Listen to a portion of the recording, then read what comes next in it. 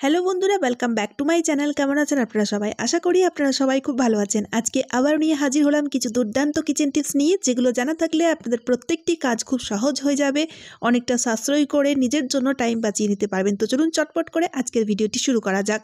বন্ধুরা, মটরশুঁটি এই শীতকালে প্রচুর পাওয়া যায়, আর যেহেতু এই সময় বিশেষ করে মটরশুঁটি প্রচুর সস্তাও হয়ে যায়, তাই এই সস্তা মটরশুঁটিগুলো যদি আমরা ফ্রোজেন করে নিতে পারি, আর ফ্রোজেন করে যদি সারা বছরের জন্য স্টোর করে রেখে যদি খেতে পারি, তাহলে বাজার থেকে আর ফ্রোজেন মটর কিনে আমাদের খেতে হবে না। তাই বন্ধুরা, এই গ্রিন মটরগুলোকে আমরা কিভাবে ফ্রোজেন করব, ফ্রোজেন করার পদ্ধতিটি জেনে নিন, খুব সহজ।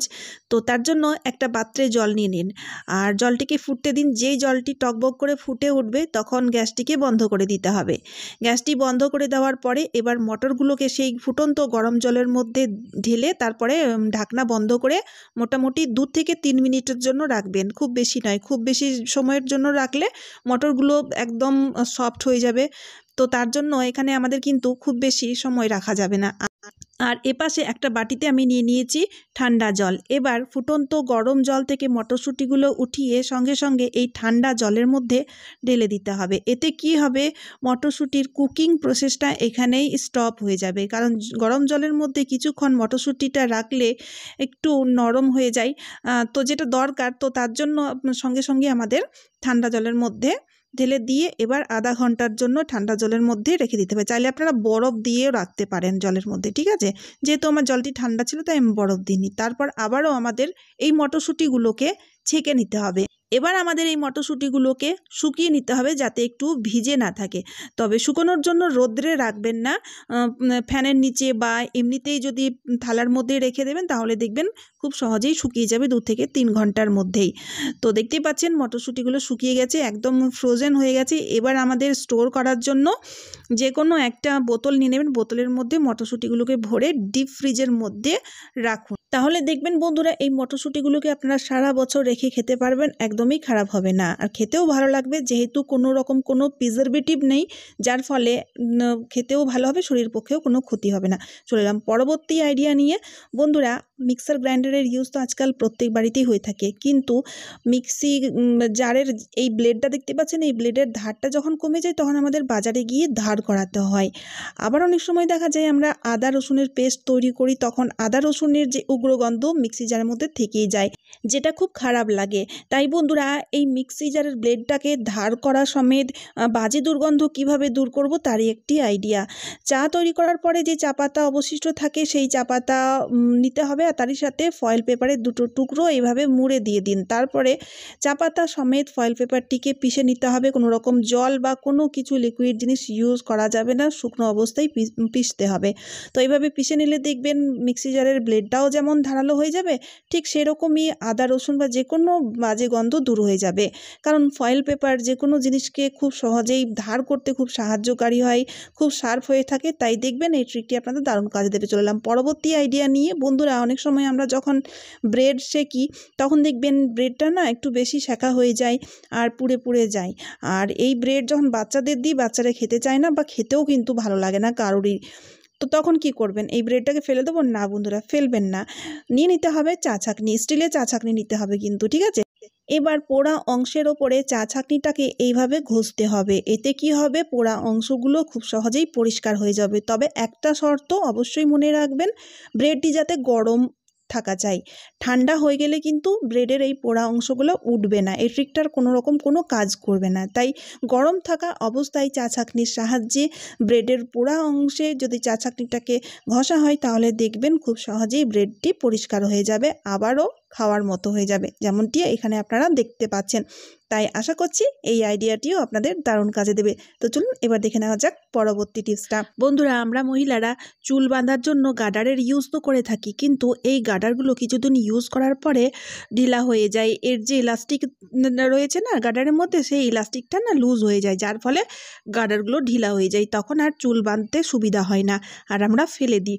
বন্ধুরা, এই গার্ডারগুলো ফেলবেন না। যদি এরকম গার্ডারের রবারগুলো ঢিলা হয়ে গেছে, তাহলে কি করবেন, গরম জল নিয়ে নিন, একদম ফুটন্ত গরম গরম জলের মধ্যে গাডারগুলোকে ডুবিয়ে রাখুন অনেকক্ষণ পর্যন্ত। যতক্ষণ না এই জলটা ঠান্ডা হচ্ছে ততক্ষণ পর্যন্ত ডুবিয়ে রাখুন। গরম জলের মধ্যে ডুবিয়ে রাখলে কি হবে, গাডারে যে ইলাস্টিকগুলো থাকবে সেগুলো না শ্রিঙ্ক হয়ে যাবে, যার ফলে এই গাডারটির শেপটি অনেকটাই ছোট্ট হয়ে যাবে, শ্রিঙ্ক হয়ে গেলে ছোট হয়ে যাবে।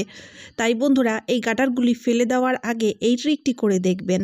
আশা করছি এই আইডিয়াটিও আপনাদের দারুণ কাজে দেবে। চলুন এবার দেখে নেওয়া যাক পরবর্তী টিপসটা। বন্ধুরা, ভ্যাসলিনের একটা দারুণ হ্যাক শেয়ার করব, যেটা আপনাদের প্রত্যেকেরই খুব ভালো লাগবে। তাই এখানে আমি অল্প একটু ভ্যাসলিন বের করে নিলাম। এবার এই ভ্যাসলিনের সাথে আমাদের মিশিয়ে দিতে হবে কফি পাউডার। তো আপনার বাড়িতে যে কফি রয়েছে, মানে যে কোনো ব্র্যান্ডের কফি আপনি নিয়ে নিন। কফি আর ভ্যাসলিনটাকে দুটো জিনিসকে না ভালোভাবে ফেটিয়ে মিশিয়ে নিতে হবে। এতে কি হবে, দেখবেন ক্রিমি টেক্সচার এসে যাবে। এবার আমরা এটা কি কাজে ইউজ নেব? বন্ধুরা, লেদারের জিনিসপত্র তো আমরা ইউজ করে থাকি, যেমন লেদারের ব্যাগ বা জুতো, ওয়ালেট বা বেল্টও থাকে। কিন্তু সেটা যদি ব্রাউন কালারের হয়ে থাকে, যেমন ব্রাউন কালারের ব্যাগ রয়েছে আমার কাছে দেখতেই পাচ্ছেন, বা ব্রাউন কালারের জুতো থাকলে সেক্ষেত্রে দেখবেন অনেক সময় দেখা যায় আমাদের কাছে ব্রাউন কালারের পালিশ নেই, কারণ সাধারণত আমাদের কাছে কালো রঙের পালিশটাই সচরাচর থাকে। কিন্তু ব্রাউন কালারের পালিশ নেই, অথচ কীভাবে পালিশ করবেন? তখন এই কফি আর ভ্যাসলিনের মিশ্রণটি লাগিয়ে যদি আপনারা পালিশ করে নিতে পারেন তুলোর সাহায্যে, তাহলে দেখবেন খুব সুন্দর মতো পালিশ হয়ে যাবে, আর আপনাদের আলাদা করে ব্রাউন কালারের পালিশ কেনার প্রয়োজন পড়বে না। তো দেখুন বন্ধুরা, ব্যাগটি কত সুন্দর একদম চকচকে হয়ে গেছে। তো প্রথম তো তুলো দিয়ে মিশ্রণটিকে লাগিয়ে নিতে হবে, তারপরে আবার ভিজে তুলো দিয়ে বা ভিজে কাপড় দিয়ে আলতো হাতে মুছে নিতে হবে। তাহলেই দেখবেন বন্ধুরা, আপনাদের জুতো বলুন বা যে কোনো লেদারের জিনিস খুব সহজেই চকচকে হয়ে যাবে। এক কথায় এটা একটা দারুণ ঘরোয়া পালিশ হিসাবে আপনারা ইউজ করতে পারেন। চলে এলাম পরবর্তী আইডিয়া নিয়ে। বন্ধুরা, আমরা এই যে সুতো শেষ হয়ে গেলে সুতোর খালি রিলগুলোকে ফেলে দিই, ফেলবেন না। দারুণ আইডিয়া শেয়ার করছি। শুধুমাত্র নিয়ে নিতে হবে ডাবল টেপ গাম। ডাবল টেপ গামের দুটো ছোট ছোট টুকরো আমি কেটে নিলাম। এবার এই রিলের যে পাশে দুটো মুখ রয়েছে, এই মুখটিকে ডাবল টেপ গামের সাহায্যে বন্ধ করে দিলাম। তাহলে দেখবেন দারুণ একটি অর্গানাইজার তৈরি হয়ে যাবে। তো আমরা কি কাজে ইউজ করব? দেখুন, দেখতেই পাচ্ছেন সুচ তো আমাদের কাছে থাকে, বিভিন্ন সাইজের বা বিভিন্ন রকম সুচ তো আমরা ইউজ করে থাকি, আর এই সুচগুলো ঠিকঠাক মতো না রাখলে হারিয়ে যায়। ছোট জিনিস দেখবেন খুব তাড়াতাড়ি হারিয়ে যায়। তো এই সুচগুলো এখানে সেখানে না রেখে যদি এই সুতোর খালি রিলের মধ্যে যদি আপনারা ঢুকিয়ে রাখতে পারেন, অ্যারেঞ্জ করে রাখতে পারেন, তাহলে দেখবেন এই সুচগুলো হারিয়ে যাবে না। তাই আশা করছি এই ট্রিকটিও আপনাদের দারুণ কাজে দেবে। আর সবচেয়ে বড় কথা হচ্ছে, যখন আপনাদের দরকার হবে টুক করে আপনারা পেয়েও যাবেন হাতের কাছে। তো চলুন এবার দেখে নেওয়া যাক পরবর্তী টিপসটা। বন্ধুরা, আমি এখানে অর্ধেক টুকরো লেবু নিয়েছি। অনেক সময় দেখা যায় অর্ধেক টুকরো লেবু ফ্রিজে পড়ে রয়েছে, শুকিয়ে গেছে, এরকম লেবুও নিয়ে নিতে পারেন বা ফ্রেশ লেবুও কেটে নিয়ে নিতে পারেন। তারপরে আমাদের নিয়ে নিতে হবে দুটো লবঙ্গ। এবার দুটো লবঙ্গ নিয়ে না এই লেবুর মধ্যে গেঁথে দেবো। গেঁথে দেওয়ার পরে একটা নিয়ে নিতে হবে সেফটি পিন। এবার এই সেফটি পিনটাকে লেবুর মধ্যে গেঁথে দিন। বন্ধুরা, এই লেবুটি আপনাদের অনেক বড় বড় সমস্যা দূর করে দেবে। যেমন বন্ধুরা, এখন গরমকাল আসতে চলেছে, আর গরমকালে টিকটিকি, আরশোলা, মশা মাছির প্রচুর উপদ্রব। তাই জানলার সামনে হ্যাং করে রাখবেন বা বাথরুমের মধ্যেও হ্যাং করে রাখতে পারেন। অনেক সময় দেখা যায় বাথরুম দিয়ে খুব বাজে বিচ্ছিরি গন্ধ বেরোয় বা বাথরুমে অনেক ছোটো ছোটো পোকা থাকে, সেক্ষেত্রে সেই সমস্যা দূর হয়ে যাবে। আশা করছি আইডিয়াটি আপনাদের দারুণ কাজে দেবে। চলে এলাম পরবর্তী আইডিয়া নিয়ে। বন্ধুরা, এই গ্যাস বার্নারগুলো কিছুদিন ইউজ করার পরে কালো হয়ে যায়, আর যে ছোট ছোট ছিদ্রগুলো দেখতে পাচ্ছেন সেই ছিদ্রগুলোতে নোংরা ময়লা জমে যায়, যার ফলে গ্যাস ঠিকঠাক মতো জ্বলে না, আর জ্বললেও গ্যাসের কিন্তু অনেক অপচয় হয়ে যায়।